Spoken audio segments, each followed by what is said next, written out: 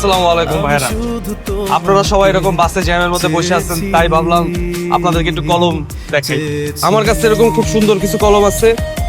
এই কলমগুলো আবার লড় মুরগা আরে খা না। কি হয়েছে তোর? মন খারাপ কেন?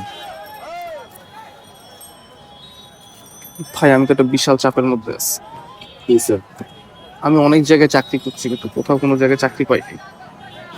আর ওইদিকে স্যার আমারে জিজ্ঞেস করছিল যে চাকরি পাইছি কিনা, আমি হ্যাঁ বলে দিচ্ছি।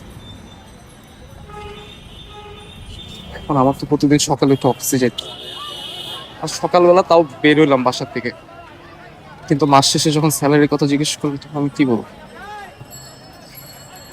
অল্প বয়সে বিয়ে করে নিজের লাইফটাও তো একটা আনসার্টিনিটির মধ্যে ফেলাইলাম, আর মেয়ের লাইফটাও নষ্ট করলাম। ওর কোনো শখ আহ্লাদ কিছুই তো পূরণ করতে পারতেছি না। আমরা কয়দিন এটা করিস না, একটা কাজ কর। এই চাকরি বাকরি পাওয়ার আগ পর্যন্ত তুই কি আমার এই কামটা করতে পারবি?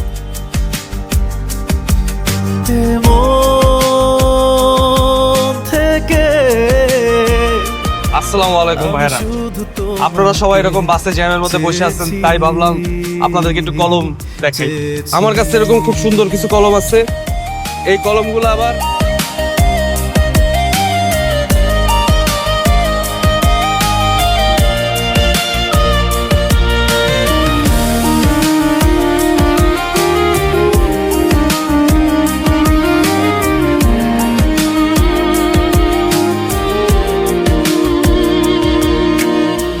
হাতটি ধরে রেখো আমার, ছেড়ো না কোনোদিন।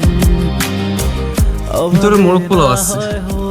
সাইড ভিজিটে গেলে এরকম পোলাও হবে, আর আমি এরকম কাজের দৌড়াদৌড়ির মধ্যে ছিলাম, খাওয়ানো শুরু আমার কেটে যাবে দিন, কাটবে না আর কোনো বেলা আমাদের উদাসীন। তোমায় নিয়ে হারিয়ে যাব আমি বহুদূর, গে শোনাবো তোমায় সেই ভালোবাসার সুর। ভালোবাসি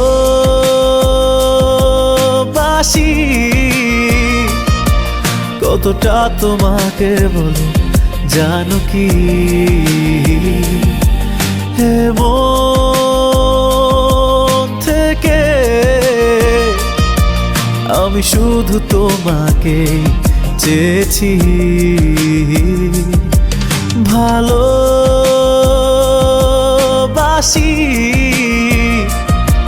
কতটা তোমাকে বলো, জানো কি? হে মন থেকে শুধু তোমাকে আমি চেয়েছি চেয়েছি।